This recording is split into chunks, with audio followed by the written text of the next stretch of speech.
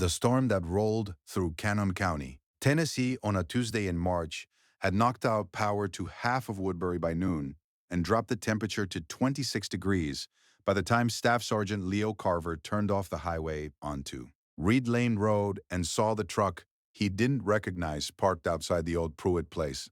In the passenger seat, Hatch went still, ears pinned forward, a low sound building in his chest that Leo had learned over 3 years of working together to treat the way you treat a smoke detector. Not as noise, but as information. Through the rain and the gray light, two men in matching jackets were on the porch of the farmhouse, and the front door was open, and an elderly woman stood in the doorway with a pen in her hand. What that Marine found when he pulled into that driveway would surface a scheme that had been practiced on 6 other properties in 4 Tennessee counties, and stop by a margin of seconds. The signing of a document that would have taken from one woman the only thing she had left of the man she'd spent 60 years building a life with. If stories about the ones who arrive exactly when they need to, and the dogs who make sure they do, belong in your feed, subscribe before we go any further. There are more of them, and they deserve to be told.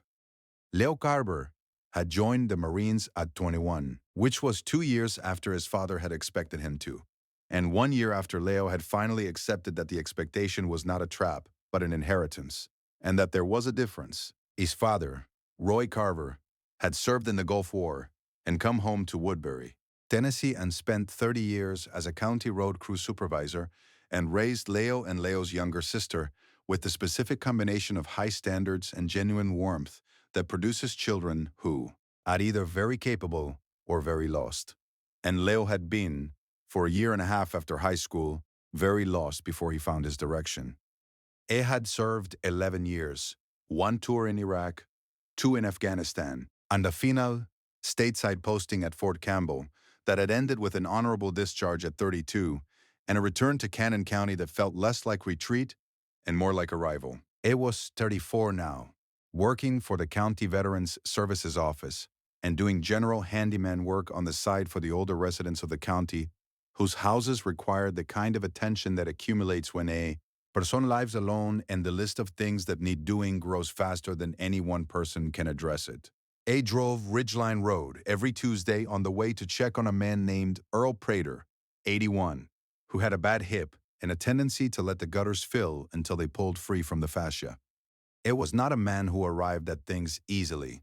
He had learned, across 11 years of service and 2 years of transition back into a life that moved at a pace he sometimes found bewildering, that the most reliable way to feel like himself was to be useful to someone specific. It was not a complicated philosophy. It had the advantage of always being available.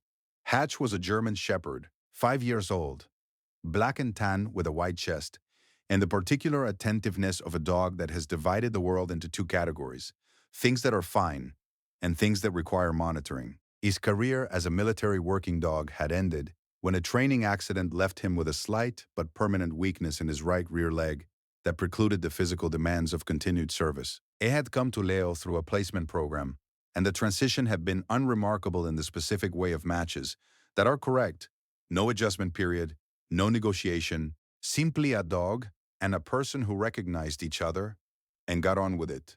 In the vehicle, Hatch was a passenger. He sat in the back seat and monitored the world through the window with the steady attention of someone performing a low-stakes surveillance. He did not go forward onto the center console. He did not press against the glass. When he did those things, it was because he had already completed his assessment and moved to action, which was a different category of behavior entirely, and Leo had never once ignored it. Ridge Lane Road was 6 miles of gravel and old pavement running east from the county highway along the ridge above Barton's Creek. The Pruitt place sat on 4 acres at the second bend, a white clapboard farmhouse with a red barn that had been the Pruitt farm since 1947, and which Leo had driven past twice a week for 2 years, and which had, until this Tuesday in March, always had exactly 1 vehicle in the driveway. He had not known the woman inside it well. He had waved. He had stopped once in November when her mailbox post had snapped in the wind and helped her reset it. He knew her name the way you know the names of people you have waved at for 2 years on a rural road. By sight, by association, by the particular familiarity of a neighbor you have not yet had occasion to know properly. the two men on the porch, and the open door, and the pen in her hand. He pulled in. The woman's name was Norma Pruitt, and she was 83 years old. And she opened the screen door and looked at Leo with an expression that was several things at once: surprise, relief, and a third thing it could not name immediately, but which he would understand better in an hour, when she told him what the morning had been. The two men on the porch were named, according to the business cards they had left on the porch railing, Cody Rains and Marcus Webb, representatives of a company called Legacy Land Solutions. Based in Nashville, they were in their 30s, matching gray jackets with the company logo on the chest, and they had been on the porch for 40 minutes. They looked at Leo. They looked at Hatch. Cody Rains said, "We're in a meeting." Hatch did not growl yet. He stood at Leo's left side and looked at Cody Rains with a steady, uninterpretive attention of a dog that is still in the gathering phase. Leo sighed to Norma. "You are right," she said. "I was just about to—" She stopped. She looked at the pen. She looked at Leo. Then she said, "Come in." She sided to Leo, not to the men in the gray jackets. Her name was Norma Pruitt, and she was 83 years old, and she had lived on Ridgeline Road her entire life. Born 3 miles from where she now stood in a house that had belonged to her parents and which had been replaced when she was 7 by the white clapboard farmhouse that her father and his brothers had built in a week in August 1947 with lumber from the Bartons Creek Mill and a foundation that her father had laid by hand. She had grown up in that house. She had married in its front yard Cecil Pruitt, the summer of 1960, in a ceremony attended by 64 people and photographed by a neighbor with a camera nobody was quite sure worked, which turned out to have worked just fine. She had a photograph of the ceremony on the mantelpiece. Cecil in his good suit, Norma in a white dress she had sewn herself because the dress she had wanted cost $32, and $32 was not a thing she had. And the dress she made was better anyway. She had always thought Cecil had been a tobacco farmer and a part-time mechanic, and a man who fixed things with the patient thoroughness of someone who believed that a thing worth having was worth maintaining, and who had applied this principle to the farm and the house and the marriage with equal consistency for 60 years. He had died in 2021 at 84 on the farm, in the spring, which was where he would have chosen, and Norma had been with him, and the world had rearranged itself afterward into the shape that worlds take when their central element is gone. Recognizable, but different in a way that is felt more than seen. She had 2 children, a daughter named Carol in Murfreesboro, who came on Sundays when she could and called when she couldn't. A son named Philip, who had moved to Phoenix in 2008 and who called on birthdays and at Christmas, and who had, in the 2 years since Cecil died, been less present than Carol and more present than nothing, which Norma described without bitterness as simply the way things were. She had the farm, 4 acres, the clapboard house, the red barn that needed a new roof, and a deed in Cecil's name that had transferred to hers without complication upon his death, and which she had kept in the fireproof lockbox in the bedroom closet since 1987. When Cecil had put it there and said, "That's yours, Norma. Don't let anyone tell you different," Legacy Land Solutions had first contacted her in January. A letter, then a call, then another letter.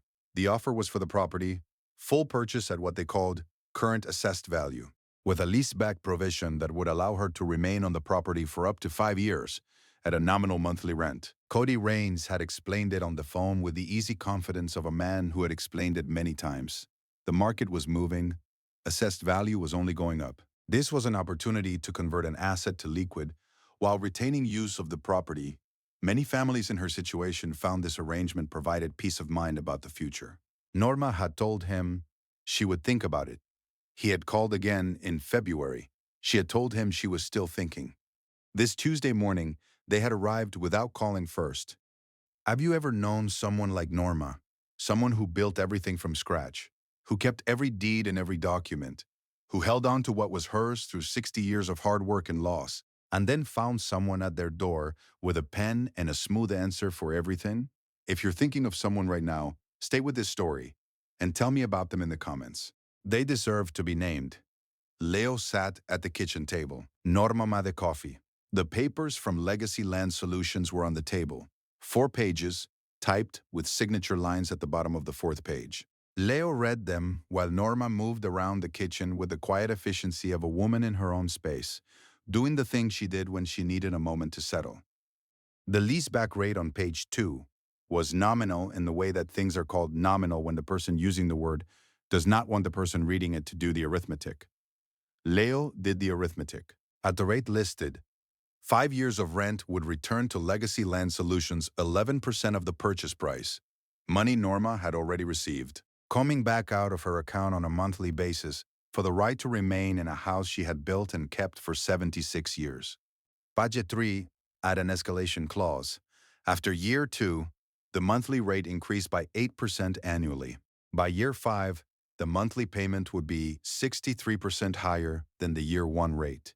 This was not explained anywhere in the document. It was disclosed, technically, in the clause, in language that required the specific patience of someone trained to read things that were written to be skimmed. Page 4 had 3 signature lines. The third one had a date already printed next to it. Today. Leo set the papers down. He said, "Norma, how long have these men been here?" She sighed. "Since 9:30. They said the offer was time limited. They said if I didn't sign today, the assessed value window would close and the next offer would be lower." She wrapped both hands around her coffee cup. They were very pleasant about it. He sighed. "Did they tell you about the escalation clause on page 3? She was quiet for a moment. They said the rate was fixed. He looked at page 3. He said, "It isn't." Norma set down her cup. She looked at the papers with the expression of a woman recalibrating something she had been persuaded to trust, which is one of the most particular expressions a person can wear because it contains, in equal measure, anger at the thing that misled her and anger at herself for having been willing to be misled. Hatch had been lying near the kitchen doorway. He stood up now. His head moved toward the front of the house. Through the kitchen window, Leo could see the gray jackets on the porch, Cody Raines on his phone, Marcus Webb leaning against the railing with the posture of someone waiting for an outcome he considers settled. A low sound began in Hatch's chest. Not loud, steady.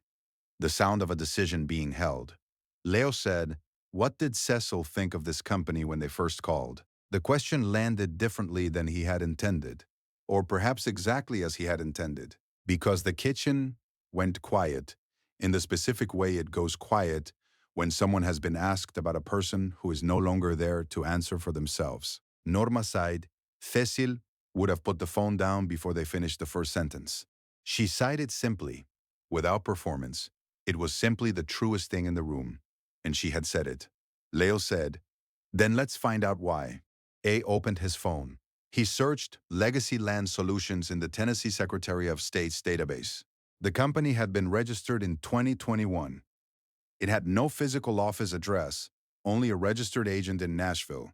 He searched the registered agent's name. It appeared on 11 other company filings in the past 4 years, 7 of which had been dissolved. He searched Legacy Land Solutions and Tennessee and real estate and found 3 complaints filed with the Tennessee Real Estate Commission in the past 18 months, involving similar structures, elderly homeowners, assessed value purchase offers, leaseback agreements with escalating rates, time pressure applied on site. He looked at the date on the complaints. The earliest was 14 months ago.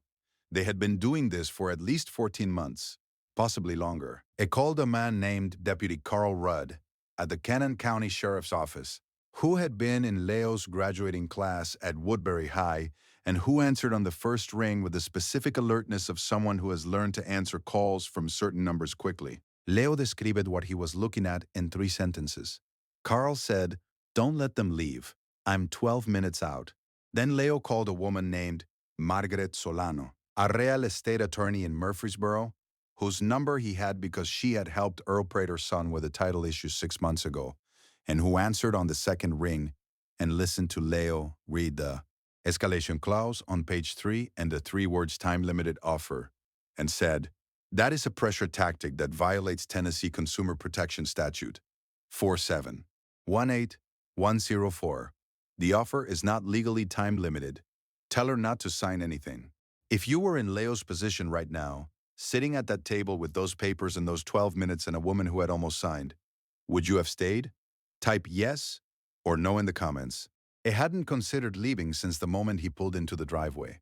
He was on his second call when Cody Rains opened the kitchen door. Rains came in with the smooth authority of a man who has learned that if you enter a space confidently enough, people assume you are allowed to be there. He looked at Leo. He looked at the papers on the table. He looked at the phone in Leo's hand and the expression on Norma's face and recalculated rapidly and landed on a smile that had been used before and knew it. "Mom," he said to Norma, as though Leo were furniture. "I wanted to let you know we do have another family interested in the property, so if we could." Hatch moved. It came from the doorway to the space between Rains and the kitchen table in 4 steps, and the sound that had been building in him resolved into something lower and more certain. Not alarm. Position. He placed himself between Rains and Norma's chair and did not move again. His eyes were on Rains. His hackles were a barely visible ridge along his back. His weight was forward. The message required no interpretation. Rains stopped. He looked at the dog with the expression of a man who had planned for several contingencies, and not this one. Marcus Webb appeared in the kitchen doorway behind him. He looked at Hatch. He looked at Leo. It took one step backward into the hallway and did not come further. Rains said to Leo, the smile receding, "Your dog needs to be controlled." Leo said, "He's controlled." Raines looked at Norma. He said, "Ma'am, this offer expires today. If you don't sign now." Norma Prewitt, 83 years old, who had sewn her own wedding dress because the one she wanted cost $32 she didn't have, who had built and kept this house through 60 years and 2 years of a loan, looked at Cody Rains across her kitchen table and said, in a voice that did not shake, "Cecile's name is on that deed too." 5 words. He had been dead 2 years. His name was no longer on the deed. It had transferred cleanly to hers. She knew this. She was not confused. She was saying something else entirely. That the man who had built this place and kept it, and told her don't let anyone tell you different, was present in this room whether his name was on a document or not, and that she was done being pleasant about people who arrived with pens and time pressure and escalation clauses buried in page 3. The room was very still. Hatch did not move, did not stop, did not look anywhere except at Cody Rains. Leo sighed, in the voice he used when the situation required precision rather than volume. "Deputy Rudd, from the Cannon County Sheriff's Office, will be here in approximately 6 minutes. Margaret Solano, a licensed real estate attorney in Murfreesboro, has already been briefed on the contents of this document and on the verbal representation that this offer was time-limited. 3 complaints involving identical structures have been filed with the Tennessee Real Estate Commission in the past 18 months. You are welcome to wait for the deputy, or you can leave now and expect to hear from the commission." He picked up the papers from the table. "The papers stay here." Raines looked at the papers in Leo's hand. He looked at Hatch, who had not moved, whose eyes had not moved, whose low continuous sound had not changed in pitch or volume since the moment Raines had come through the door. He looked at the door. He left. Webb was already gone. Hatch watched them to the end of the driveway, his nose tracking the sound of the truck engine until it faded on Ridgeline Road. Then he turned and walked to Norma's chair and sat beside it and put his chin on the armrest, which had not done before, and Norma put her hand on his head and kept it there. She said, "He'd have liked that dog." She was talking about Cecil. Deputy Carl Rudd arrived 9 minutes later and took Leo's account and the papers and Margaret Solano's phone number and said, with the particular tone of a county deputy who had seen this before and was done watching it go unaddressed, that he was going to make some calls. He made them.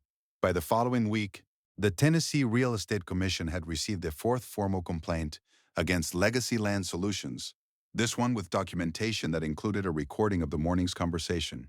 Leo had started his phone recording when he dealed Carl, which was a habit he had developed across 11 years of situations where what was said needed to be provable later. Margaret Solano drove to Woodbury on a Thursday and sat with Norma for 2 hours and reviewed the deed and the lockbox and the property records and told her that the property was hers, entirely and cleanly, and that no one could compel her to sell it, and no one could tell her the offer was time-limited, because no legitimate offer worked that way. Norma sighed. "I knew something was wrong. I just couldn't name it fast enough." Margaret said, That's why they move fast. Carol drove up from Murfreesboro the following Sunday and did not leave until Monday afternoon.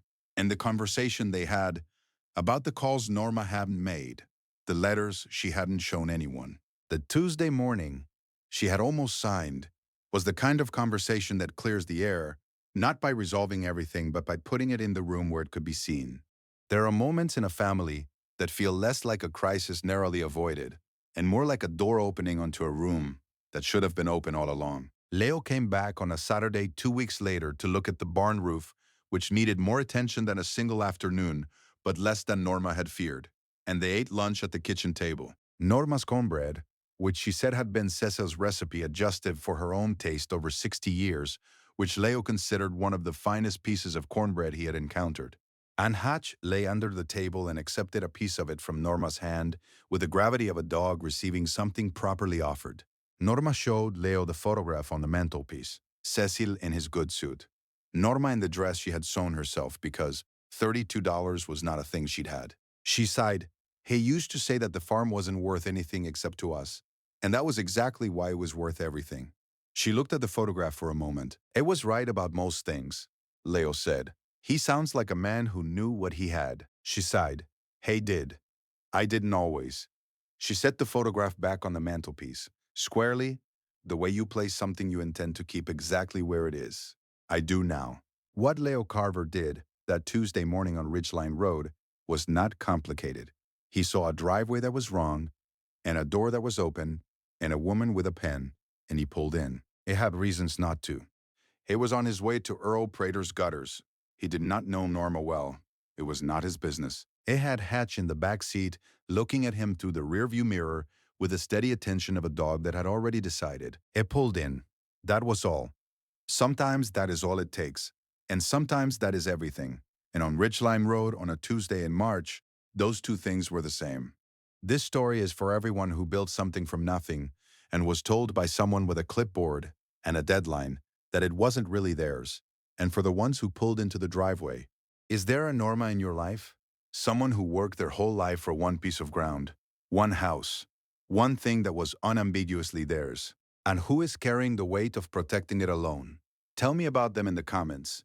This section belongs to them. Every story on this channel is about choosing not to look away. If that means something to you, subscribe so you're here for the next one. There are more stories to tell. Which moment in this story stayed with you? I'll see you in the comments.